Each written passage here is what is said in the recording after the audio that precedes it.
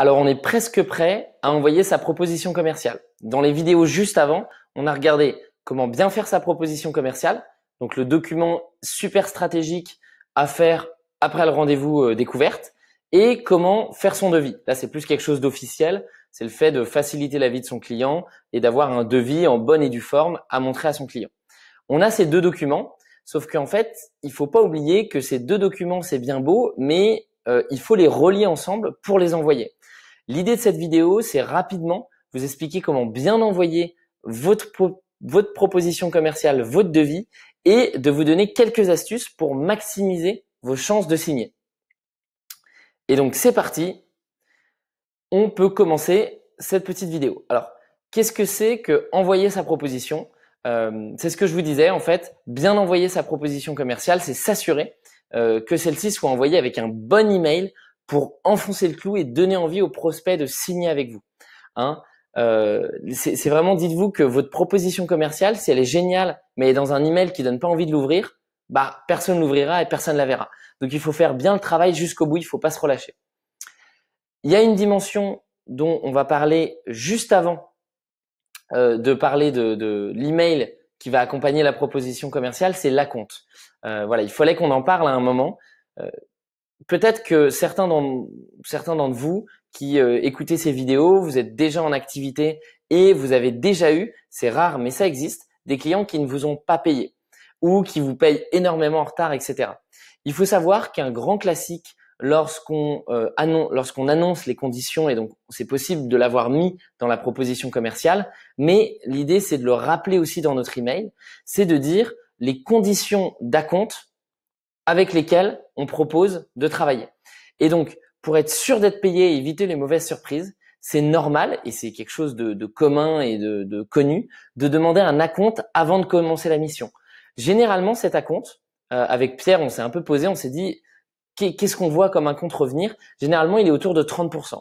Il y en a, ils vont avoir 10%. Il y en a, ils vont avoir 30%, la plus grande majorité. Il y en a, ils ont 50%. Voilà, ça dépend un petit peu de votre fonctionnement. Autour de 30%, c'est pas déconnant.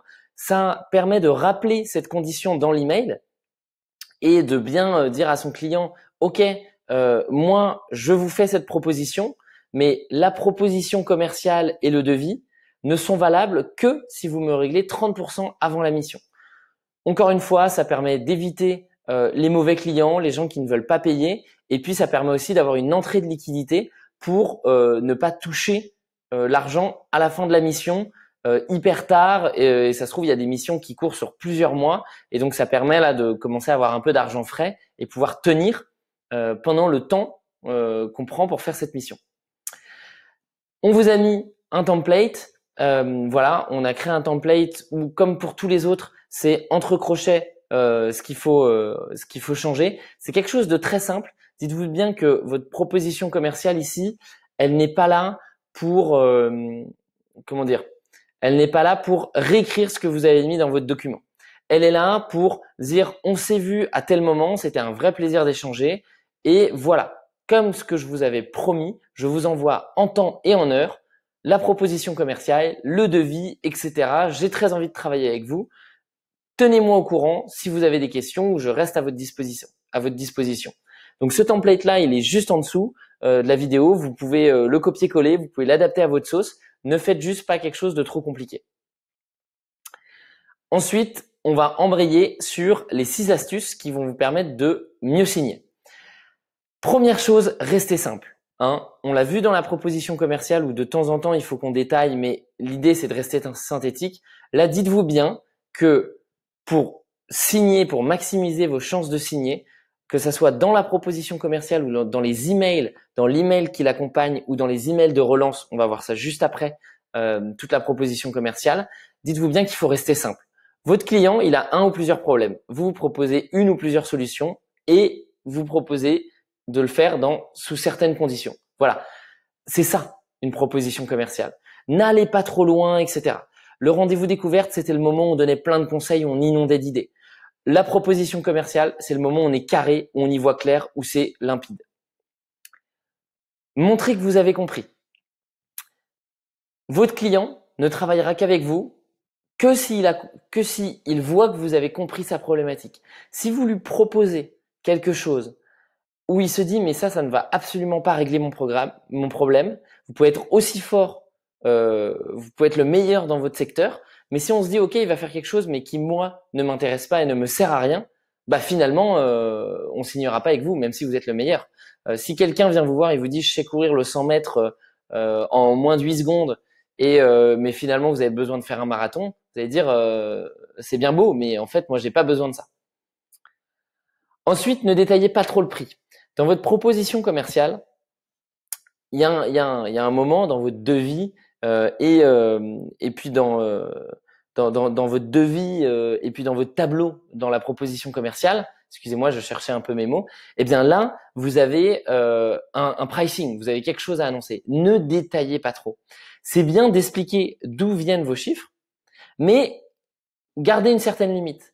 Si vous mettez chaque journée à tel moment, etc., dites-vous bien que tout est sujet à remise en question. Donc, si jamais votre prospect, vous lui faites une liste pas possible de OK, là il y a 10 euros, là il y a 5 euros, là il y a ci, là il y a ça, eh bien il peut vous dire oui, non, mais ça en fait j'en ai pas besoin. Et puis ça, machin. Et puis ça, j'ai vu que c'était 500 euros sur le poste de dépense, donc vous l'enlevez. On le sait tous en tant que freelance, souvent on fait nos devis en réfléchissant à la globalité. Et on se dit, OK, là, je vais fixer ça à 500 euros, mais ça se trouve, dans le temps qu'on va y passer, ce sera plus 400 et quelque chose d'autre qu'on a mis à 500 euros, le temps passé, ça sera plus 600. Et donc, ça s'équilibre. Sauf que si vous détaillez trop le prix, eh bien, on va se retrouver avec des clients qui vont venir chercher à négocier tout, à regarder s'il n'y a pas 10 euros qui ont été mis en trop, etc. Donc, vous allez perdre du temps à tout détailler et en plus, vous allez perdre certainement une marge de négociation qui est précieuse sur un peu le pricing. Donc oui pour détailler les grands postes de dépenses, mais non pour aller trop dans le détail du prix.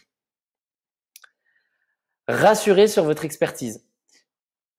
Quand votre prospect vient vous voir, encore une fois, il a confiance en vous, il faut qu'il ait confiance dans votre expertise. Donc pour ça, qu'est-ce qu'on fait? On lui montre que on peut le prendre par la main et c'est nous qui allons mener à bien ce chantier. Donc il faut montrer au client que c'est pas à lui de créer toutes les étapes et le process. Il vient vous chercher parce qu'il a un problème. Vous êtes un professionnel. Vous êtes capable de lui dire, on va faire ça, puis ça, puis ça, puis ça, puis ça, et à la fin, c'est terminé et on a nos résultats. Donc ça, c'est la première chose. Pour rassurer sur son expertise, c'est je sais où je vais en tant que freelance et je vous le montre en vous citant les différentes étapes. Et ensuite, on parle des dernières réalisations.